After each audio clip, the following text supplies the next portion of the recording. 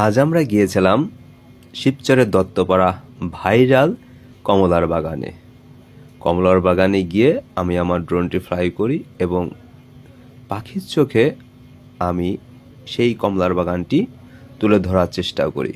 কমলাগুলো খুবই সুন্দর ছিল এবং অনেক অনেক অনেক কমলা ধরেছে গাছে।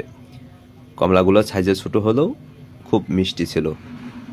আমি বাগানটিকে পুরোপুরি দেখানোর চেষ্টা করেছি এবং চারপাশ থেকে ড্রোন ভিডিও শট নিতে চেষ্টা করেছি।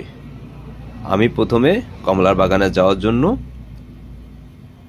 শিবচর থেকে নয়াবাজার, উচ্চেল নয়াবাজার, ওখান থেকে দত্তপাড়ার দিকে আগালে ঠিক দত্তপাড়া বাজারের পাশে যে মাঠ থেকে বামের দিকে ঢুকে একটু আগালেই ডান দিকে একটা রাস্তা আছে, রাস্তা দিয়ে কিছু দূর আগালেই সেই ভাইরাল কমলার বাগান চোখে পড়বে। যে কাউকে জিজ্ঞাসা করলেই আপনাকে ঠিক গন্তব্যস্থানে নিয়ে যাবে।